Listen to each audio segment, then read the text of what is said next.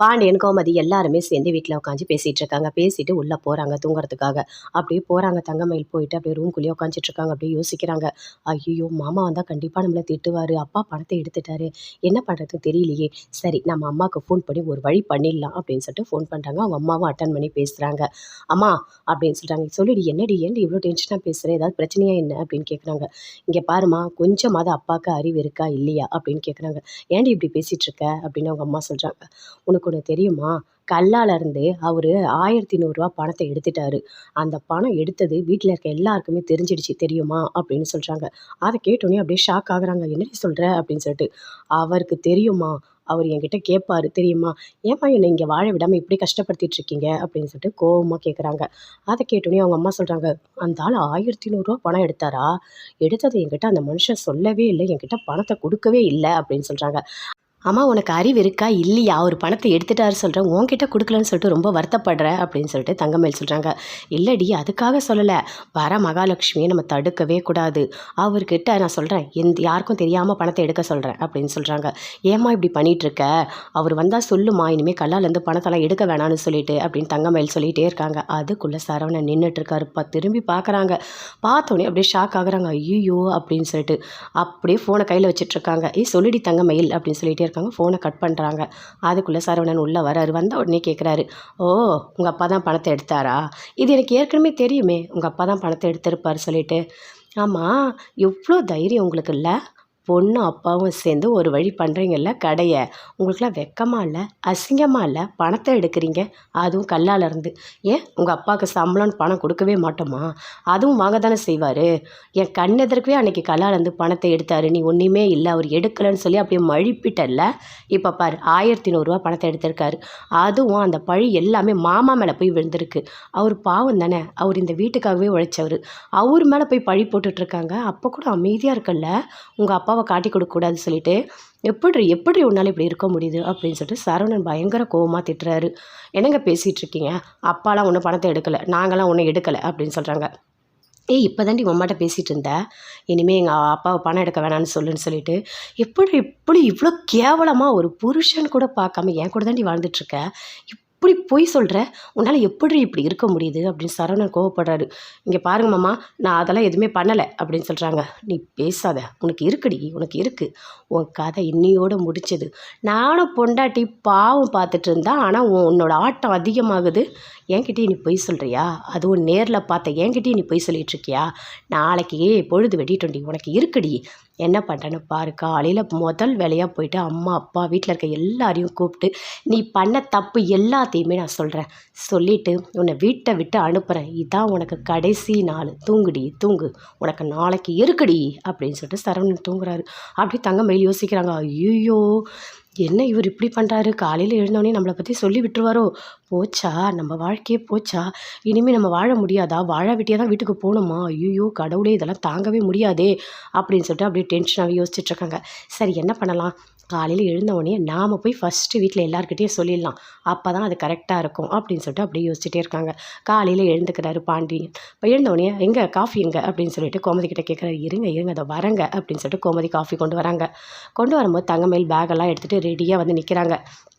ஏய் என்னடி இது கையில் பேக் வச்சுருக்க, வீட்டுக்கு போக போறியா அப்படின்னு சொல்லிட்டு கோமதி கேட்குறாங்க. என்ன தீபாவளிக்கு போறியா? அவனும் வரான் அவன் கூட அப்படின்னு சொல்லிட்டு. இல்லை அத்தை நான் மட்டும்தான் போகிறேன் அப்படின்னு தங்கமயில் சொல்கிறாங்க. என்னடி எதுக்காக இப்போ நீ தனியாக போகிற அப்படின்னு சொல்லிட்டு கேட்குறாங்க. இல்லை அவர் என்னை ரொம்ப கஷ்டப்படுத்துகிறாரு, என்ன பொய் சொல்கிறேன்னு சொல்கிறாரு.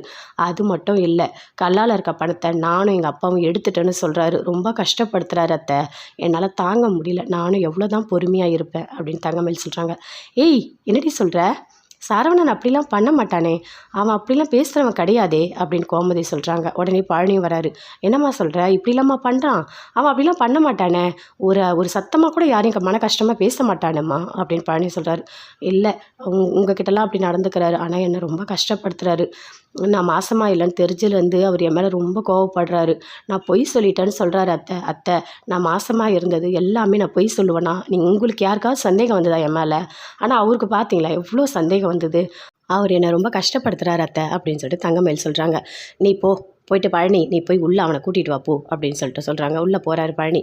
டேய் சரவணா எழுந்துடுடாங்க, அப்பா உன்னை கூப்பிடுறாரா அப்படின்னு சொல்கிறாரு. அப்பாவா, இருங்க மாமா நான் பல்லு விளக்கிட்டு வரேன் அப்படின்னு சொல்கிறாரு. பல்லெல்லாம் நீ விளக்க வேணாம், அங்கே ஃபஸ்ட்டு வந்து விளக்கம் கொடு, அதுக்கப்புறம் பல்லெல்லாம் விளக்கிக்கோ அப்படின்னு சொல்கிறாரு.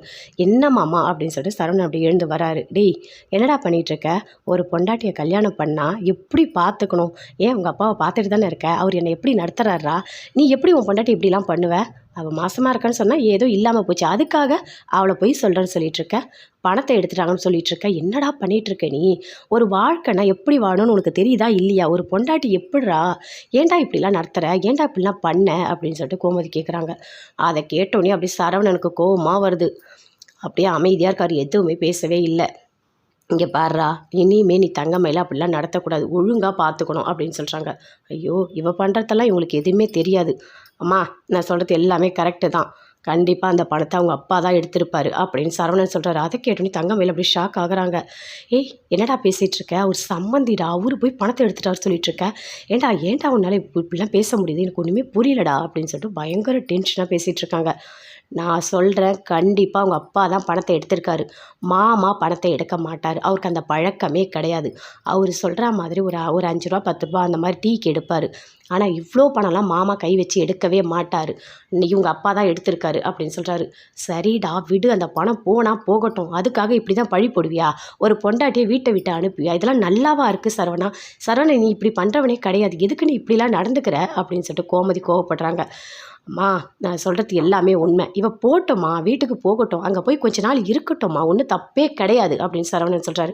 டேய் என்னடா பேசிகிட்டு இருக்க, ஒரு பொண்டாட்டியை கல்யாணம் பண்ணிவிட்டு நல்லபடியாக வாழணும்டா, அவளை போய் அவளையும் வீட்டுக்கு போனால் இதெல்லாம் நல்லாவா இருக்கும், அப்போ அவங்க வீட்டில் பெரியவங்க ஏன் இருக்காங்க, எதுவுமே தெரியாதா, இப்படி தான் பண்ணுவாங்களா அப்படின்னு கேட்க மாட்டாங்களா, இங்கே பாருடா, ஒரு வீட்டில் பெரியவங்க இருக்கிறதுக்கு என்ன காரணம் தெரியுமா, அந்த வீட்டில் தான் பிள்ளையோ இல்லை மருமகளோ ஏதோ சண்டை போட்டுக்கிட்டாலோ அவங்கள அனுசரித்து அவங்க நல்லபடியாக வாழ வைக்கிறதுக்கு தான் நாங்கள் இருக்கோம், நாங்கள் கேட்டால் நீங்கள் சொல்கிற பேச்சை கேட்பாங்கன்றதுக்கு தான் இருக்கோம், அதை விட்டுட்டு நீயாவே ஒரு முடிவு எடுக்கிற, என்னடா பண்ணிகிட்ருக்க நீ, எப்பத்துலேருந்து நீ இப்படி மாறின சரவணா, நீ இப்படிலாம் இருந்ததே கிடையாது, நீ யார் மனசையும் நோக்காமல் தானே பேசுவ அப்படின்னு சொல்லிட்டு கோமதி சொல்கிறாங்க. இல்லை அத்தை, அவர் எப்போ பார்த்தாலும் என்னை கஷ்டப்படுத்திட்டு தான் இருக்கார், நான் தான் உங்கள் மனசு கஷ்டப்பட சொல்லிட்டு வெளியே சொல்லாமல் இருக்கேன் அப்படின்னு சொல்கிறாங்க. பாத்தியா அவளை பாத்தியா, அப்பாவிடா அவள், ஏன்டா அவளை அப்பாவி, ஐயோ கடவுளே, அவள் தான் 1ஆம் நம்பர் விஷமே, மனசு முழுக்க கெட்ட புத்தி, பொய் பொய் பொய், வாயை திறந்தாலே பொய் பேசிகிட்டு இருக்கா அப்படின்னு சொல்லிட்டு சரவணன் மனசுக்குள்ளேயே நினைக்கிறாரு. அம்மா அவள் சொல்கிறதெல்லாம் பொய்மா, அவள் உண்மை பேச மாட்டாமா அப்படின்னு சரவணன் சொல்கிறாரு. இங்கே பாரு சரவணா, இதுக்கு மேலே நீ பேசக்கூடாது, தங்கமேல் நீ உள்ளே போ, சரவணா நீ போ, இனிமேல் இந்த மாதிரிலாம் பண்ணக்கூடாது அப்படின்னு சொல்கிறாரு. அப்படியே உள்ளே போகிறாங்க. போனோடனே அப்படி சரவணனுக்கு கோவமாக வருது, அம்மா அப்பா கிட்ட போய் அப்படியே சொல்லிட்டாளா, ஓ நான் போய் முன்னாடி சொல்லிட போகிறேன்னு சொல்லிட்டு நீ காலையில் எழுந்து முன்னாடி போயிட்டியா அப்படின்னு கேட்குறாரு. ஆமாம் நீங்கள் தான் என்னை வீட்டை விட்டு அனுப்புவோன்னு சொன்னீங்கல்ல, அதனால தான் நானே போய் சொல்லிட்டேன், நீங்கள் தான் சொல்கிறேன்னு சொன்னீங்கல்ல அப்படின்னு சொல்கிறாங்க. சரிடி சரி, இரு இந்த வீட்லேயே இரு, ஆனால் இதுக்கும் மேலே உங்கள் அப்பா கடைக்கு வரவே கூடாது, ஒழுங்காக ஃபோன் பண்ணி சொல்லிவிடு, உங்கள் அப்பா கடையில் வந்து அங்கே அட்டூழி ஏதாவது பண்ணாரு, என்ன பண்ணுவனே உனக்கு தெரியாது அப்படின்னு சொல்லிட்டு சரவணன் பயங்கரமாக கோவப்படுறாரு. அப்படியே பார்க்குறாங்க தங்கமே.